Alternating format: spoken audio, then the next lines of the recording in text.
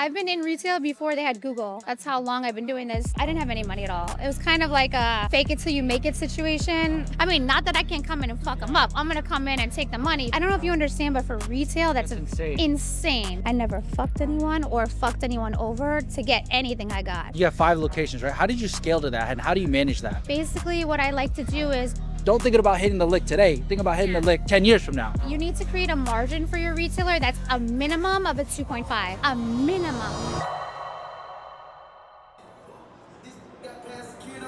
Who are we here with today? Lizzie Pure. This is your store? Yes, Pure Atlanta, the most iconic store in the city, really in the streetwear industry. How long have you been running the store for? I opened this store in 2008. First store was in Charlotte, North Carolina in South Park Mall. That started in 2007, and this is the second store. I saw online you went to school and you got an MBA. Do you think you need to go to college to create a store and create a franchise like this? It helped a lot, but could I have done it without it? Yeah, I probably could have did it without it. Keep in mind, I come from corporate retail. I've been in retail before they had Google. That's how long I've been doing this. I started in retail when I was 16 years old. I don't want to age myself, but I've been doing this like almost 28 years. You worked at Gap, right? I did. How'd you know that? ChatGPT. No, the Gap. ChatGPT. What was your corporate position at Gap? My first job was I was 16 years old at the Gap on cleaning day, cleaning the bathroom. That was my first job in retail. I fell in love with retail and I worked for a lot of big corporate retailers. I started at Gap. I worked at L'Occitane.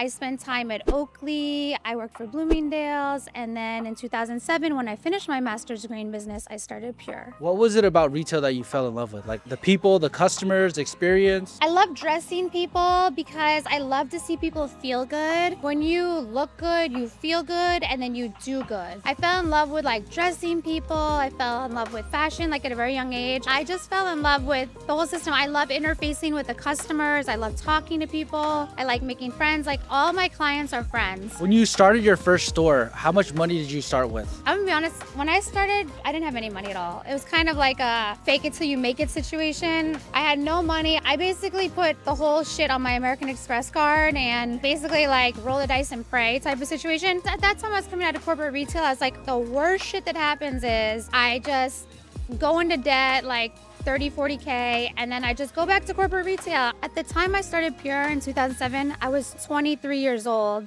And I was making 6 figures in corporate retail. What made you want to leave that job? Because if you're making 6 figures, that's a comfortable life, especially at 23. You have probably a good trajectory. Why did you leave that to start your own business? Yeah, and I was actually, at the time that I left, I was offered a huge promotion. Now you have to remember, 100 grand 20 years ago is like 350. Yeah. 250, 300 now. Yeah, 300 now. I got like one shot to like live my own life or build other people's companies. At that time, I had already been in corporate retail almost like over a decade in corporate retail. And I was already at the top. I did every job. I started as bathroom at the Gap. Then I was like a sales associate, a key holder, a store manager, an area manager. And I was like, tuck, tuck, tuck, tuck. I had all these corporate positions. So I already knew the game. And I was like, that game's kind of like easy, but really I'm building other people's dreams. I want to do my dream, and what I was doing at the time, there was no one doing Pure vibes. So I wanted to create a space that was authentic to myself. I feel like as a woman, it's so easy to want to do like a women's store or do like, like shoes. Why did you pick men's streetwear? That's the number one thing people ask me when they meet me. It's so confusing for them. I love dealing with men because men understand their style. They're very secure in who they are. They're very secure in their decision making. It's no back and forth. And I think men's fashion needed me in a lot of ways because outside of Pure, I brought, I think, an energy that was so unique and so niche that the people that I was interested in talking to, I was really talking to them. I think that's why we were so powerful, because I understood my man. You have brands in here that I've been going to Magic, I've been going to these trade shows for years, and there's a lot of brands in here that they don't even exhibit there. So how did you get those brands? I have a lot of deep relationships with people in the industry. I've been in the industry a long time. What made me so successful and what also made me be able to get into the brands I got to is the way I move was so clean. Like I pay every bill full. And the one thing I say about me, and I don't know if you can cut this shit out, but I never fucked anyone or fucked anyone over to get anything I got. Do you curate like the selection, or do you have somebody that does that? It's me. I remain the head buyer the entire duration of the brand since I started it because no one understands the brand better than I do. Of course, my team helps me. I have an amazing team. Right now, my average retention is 7.5 years.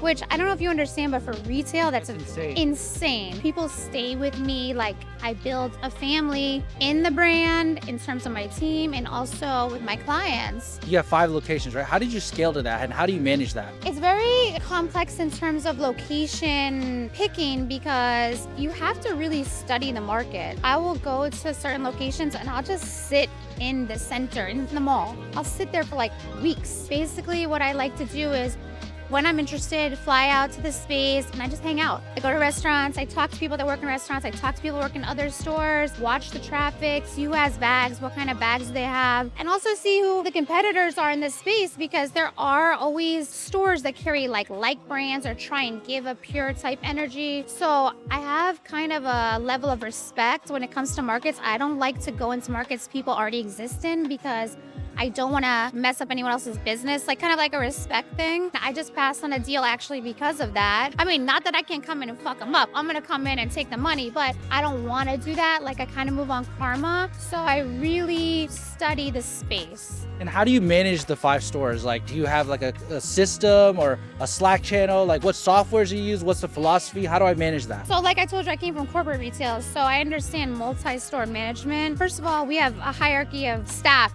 on the team. Like, so we have like store managers, district managers, area managers, we have visual merchandising managers. All these people fly between the locations to maintain the stores. Like if you look around this store right now, you'll see everything is perfectly folded. Everything has a size sticker. Everything has a sensor. All the brands are merchandised together. They're merchandising color stories and brand stories. Like if you go into my Houston store, it looks exactly the same because we send out visual directives. We're on a lot of conference calls, Zoom calls mostly, and it's just like a high level of communication. I'm constantly traveling, the team is constantly traveling, and I think that's what really is the formula to win right now. How many employees do you have all together? 65, not including my factories. What was the hardest thing about scaling to 5 locations? In this particular market is staffing. Prior to COVID, it was very clean and easy. There's been a huge shift in the culture of this generation, in my opinion. They're lazy, they want to work from home.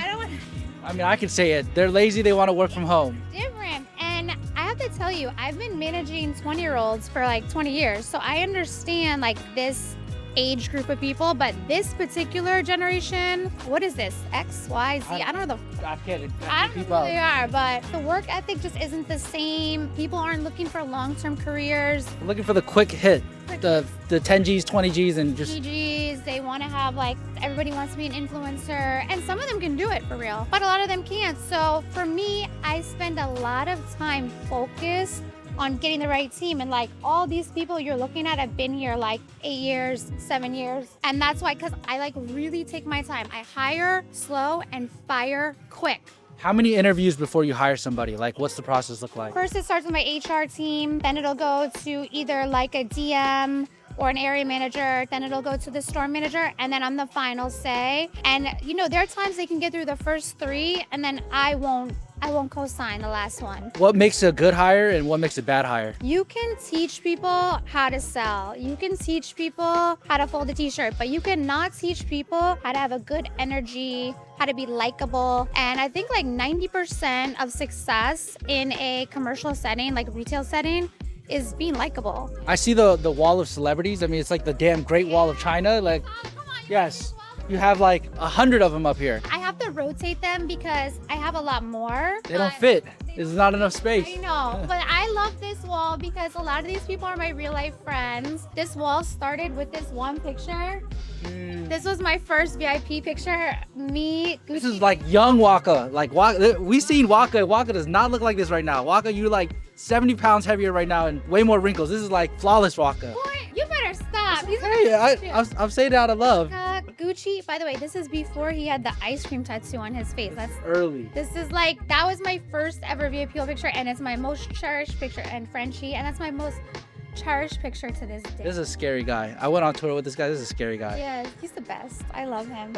They're not scaring me. I love all of them. I don't know. I've been trying to think, how can I add photos somewhere else in the store? Because people come in and they get really upset when they're not on the wall. And then they see like someone else they know on the wall and they're like, "Hi, I'm not on the wall." You gotta get your status up. This Lil-Baby photo right here, you got Lil-Baby early, huh? Lil-Baby did a performance in the store and it was so fabulous. We did a private show to celebrate his 4PF drop and it was amazing.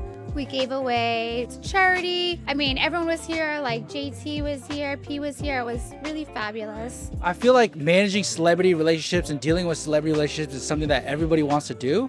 What advice do you have for somebody on like how to manage it well? Just be your genuine self with people and be real with people, because I think what people don't understand about celebrities is if you imagine a celebrity's day, it's like, okay, they wake up, they have 10 different managers, tour managers, managers of music, people are calling them from the label, whatever girls they're dealing with, all kinds of projects they're in, collabs. So you have to understand that their schedule is very complicated and you have to respect their time and their schedule. So I don't hit them unless it's like on some personal shit like, "Hey, how are you? What's up?" Or like, "Okay, I have money for you, that's it." I've seen a lot of these guys, like how they live, and it's very stressful. Like the phone does not stop ringing, the responsibilities, the obligations. You have to treat them with an understanding of how their life is. And by the way, I see them on the way up and I see them on the way down. It's very important that everyone remembers that both ways, you know what I mean? I feel like every single person that runs a store, like their main thing is like trying to get celebrities in the store. How do you get celebrities to come here and how do you get them to shop? They come to me. I mean, to be honest, I don't really try and holler at them. They all come to me. This is an icon. Pure Atlanta is an icon. I mean, we ship internationally from our website. The whole world knows about Pure Atlanta. We style for international films.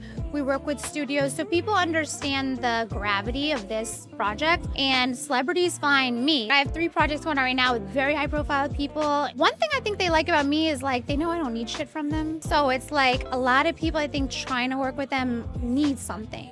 Can you do this? Can you do that? But you already got everything. It's like when they hit me, it's like about a project. I'm like, okay, let's do it. I'll put up the money. I don't care. It's like more like fun for me at this point. It's not like I don't eat off of any of it. So I think they like that about me. And the fact that I'm like kind of a veteran in the project, it's like whatever you do with me is going to go smooth because I already did it 20 times. Yeah. Let's say I wanted to open up a store, right? What are the things in the store that I need to focus on? Like I see the lighting is great, the music is great, it smells good, but what are like the things that you do that like this is the pure standard? Number 1 is you have to have the right brand mix. And so what I like to do is I like to have the high end, the accessible brands like Billionaire Boys Club.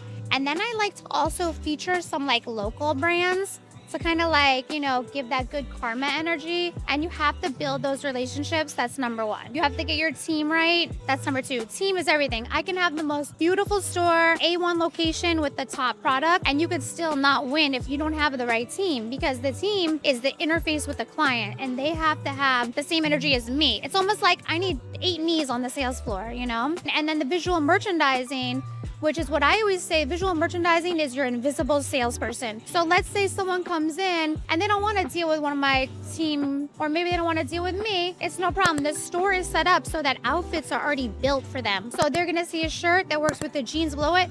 They don't have to talk to us if they don't want to. You got to have security, especially if you're in a city that's active like we are. I mean, I feel like the city kind of secures us, but we got security for the out-of-towners. You have to have a good operating system, like a strong operating system with powerful reporting, because you're gonna wanna always look at your analytics. So you're gonna wanna look at things like what vendors perform, what vendors don't perform, what colorways perform. Maybe you're buying too many yellow shirts. Get out of yellow, get into black, whatever the case is. You need to look at your data from the previous year so you know how to buy for the future years. You have to understand why reports look the way they do. So you have to have a certain level of knowledge about analyzing your data. You can't just look at the numbers. You have to look at the invisible numbers of items that you did not have of the previous year. And that's something a lot of people don't understand. Like people are like, oh, I'm so excited. I sold 1,000 Godspeed t-shirts. Okay, that's cool, but did you have Hellstar last year? So how many of those would you have sold? You see what I mean? So I'm not gonna buy the same 1,000 Godspeed if I'm bringing in a new brand. That budget goes into a new brand because we're gonna have to assume automatically that new brands are gonna perform as well. So understanding really how to analyze data, I think, is a huge part of that. And what do you guys use? You guys use Shopify? I do. In-store I use and online? Shopify. Yes, I use Shopify. Wow. Fucking love Shopify. And before that, I was using, like, I've used a bunch of softwares, but they're really the best. Why is Shopify the best? I like their reporting. It's just easy, right? Shout out to Shopify. Call me, please. It's just easier for the team. The team loves to use it. It's like if you can use Instagram, you can use Shopify. You can use an iPhone, you can use Shopify. I see this brand over here. You were talking about like Karma and the local brands, right? This is a Houston brand that you found or discovered? Is this like a local brand? Illuminati is a local Atlanta Oh, brand. this one. Yeah, this is all local Atlanta. This is an amazing brand owned by like one of my best friends. Passport Poppy. You know him? Drew, yeah. Oh, have you heard of Val? Yes. This is the #1 Instagram brand out in the world, right? Like, if you're on Instagram, this is the one. If I'm a brand and I want to be in your stores, what are you looking for from the brand? I'm looking for an aesthetic that is making sense to be in our space. I'm looking for a price point that is accessible to people, especially right now, because it's kind of like a weird time for us. So an accessible price point, and that price point that makes sense.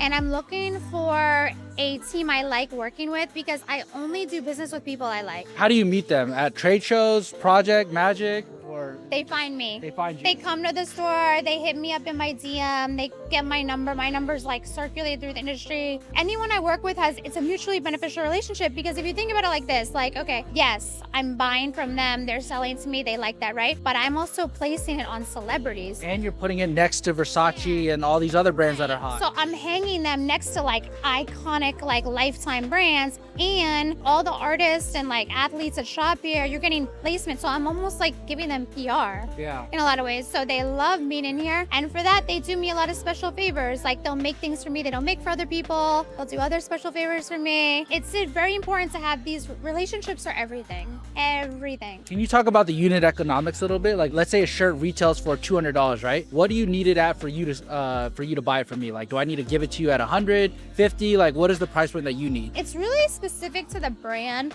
There are some brands that I think need to be in a lower price point space and create higher margins for the retailer. Being in Pure Atlanta is a good look, right? Like, I'll give you an example. When I met Robin Jean, do you know Robin Jean? Yeah. You know, they had like 4 jeans on the table. And actually, the person that was with me was like, oh, you should put crystals on those. And that's how that shit started. So when we brought it, we're like, okay, the jeans at the time were wholesaling like in the 200 range. We're a retailer, we have to make margin. This is just the way the industry works. So I don't want to say too many numbers, it's like public, but there's margin. So we're like, okay, let's click it at this number, fine. We started selling Robin jeans. I'm talking about like, I was selling 20 a day, it was bananas.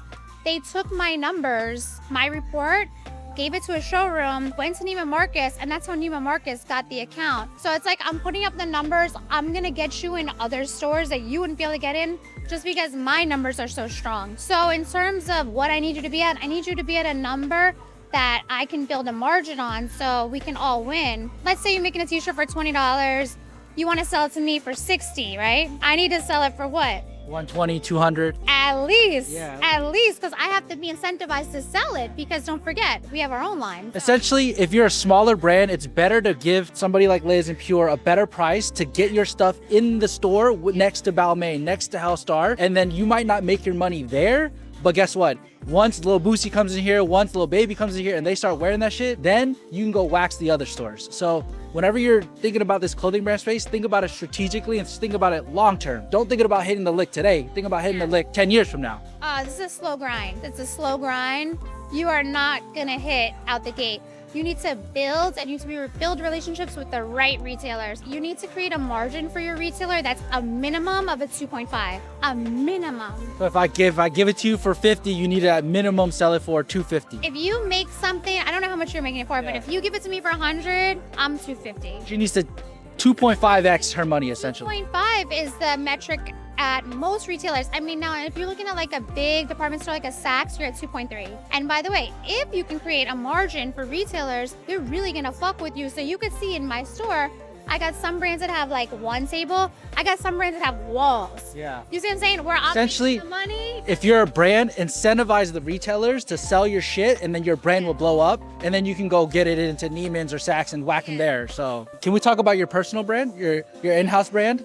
So this is Cash. This is your in-house brand. Yeah, it's in-house, but it's also out-of-house now too. So it's like a really amazing brand. This is all based on the Hamsa hand. Are you familiar with this? A little bit, but not too much. So what happened is I have a lot of friends that are in like high-profile situations, and you know, sometimes when there's a lot of people looking at you, they can put the evil eye on you, and maybe you can have something bad happen. We have them coming after us too, the feds. The feds are coming? Yes, well, the suits. No, I got an attorney for you. But anyway, you see this Hamsa?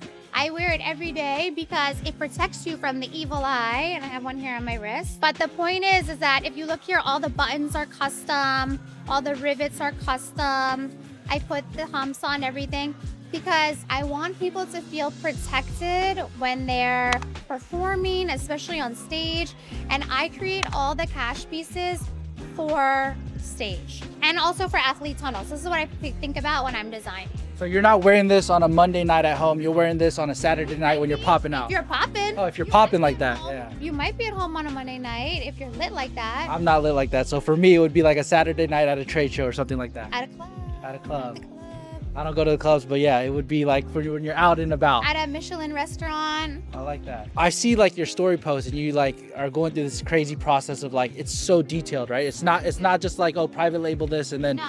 put it in the store. No. What are some struggles that you've had like manufacturing? I've been blessed to have the most amazing factories because my friends have given me the factories. To be honest, I'm not gonna lie, they gave me the most amazing factories over the years. My friends have helped me so much to have the right manufacturing, and that's, to me, 95% of that business is having proper production, because you can waste a lot of money on really bad factories. I'm sure you know. Yeah. So that's been really the win for me. And then from there, I just design and they just execute. Last question. If you could go back to the 18-year-old version, the 16-year-old version of yourself, you're cleaning toilets at the Gap and you're trying to, you know, build this dream life. Right. What's the one advice you would give yourself? Enjoy the ride more and stress less, because when I was very young, I was very pressed, I was very nervous, I was very worried.